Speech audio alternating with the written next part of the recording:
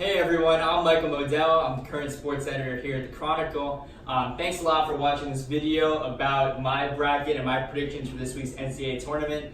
Make sure to get in on the action this week at the Chronicle's Bracket Challenge, which can be found at brackets.dukechronicle.com. There you can follow along my progress and all the other basketball beats, including a couple celebrities like Grant Hill and more to come.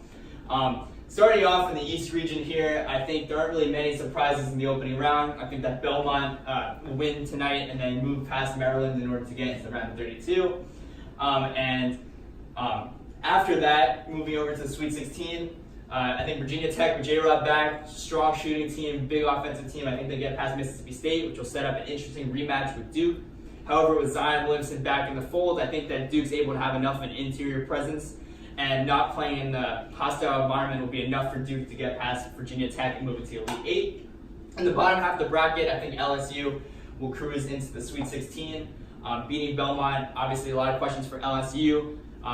With the slow start in the SEC tournament, obviously falling to 8th-seeded Florida State. But I think with Tremont Waters, Smart will be back, and Naz Reid, I think they're able to cruise on past into the Elite Eight.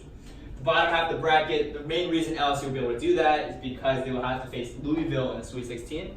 Louisville has faced a tough schedule. They've struggled toward down the stretch, but I think a lot of that was playing the tough competition of the ACC. I think that wore down on them, having to face UNC, UVA, and Duke.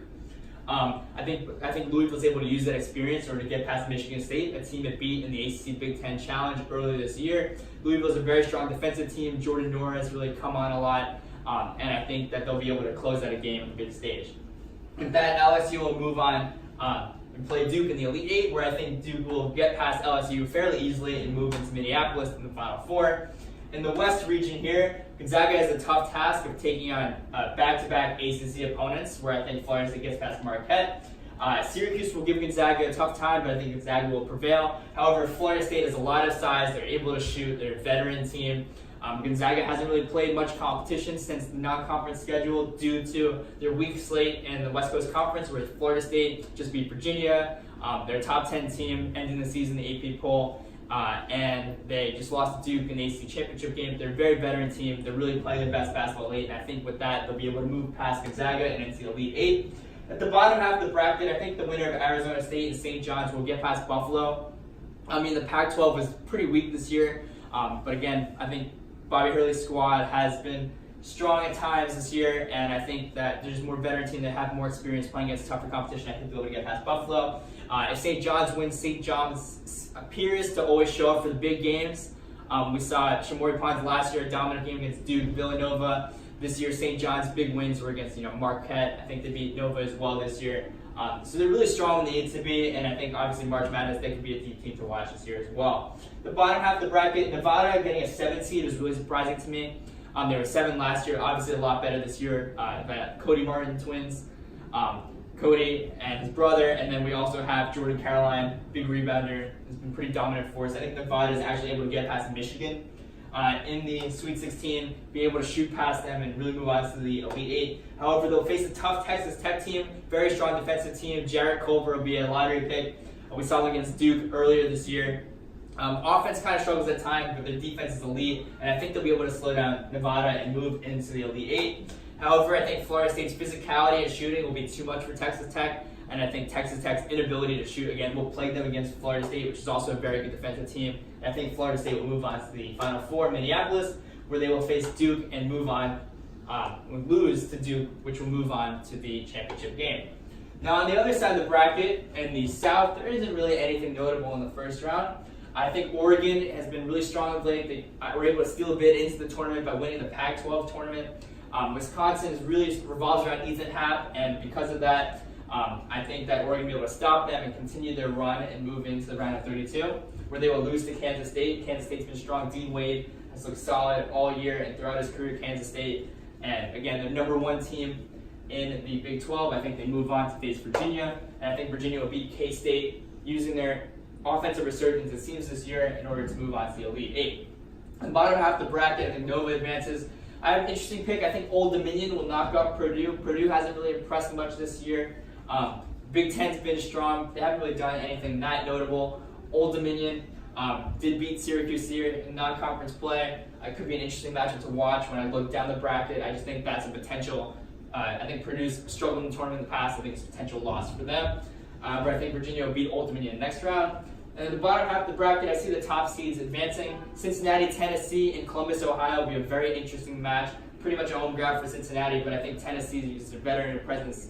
They'll be able to advance throughout into the Elite Eight. Tennessee, Virginia, again, tough matchup. Virginia showed some lapses to me, however, this year that have been very concerning. Sometimes the inability to score offensively. Ty Jerome has really struggled of late.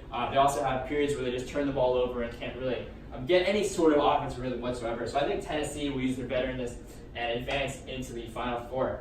In the Midwest region, we have UNC.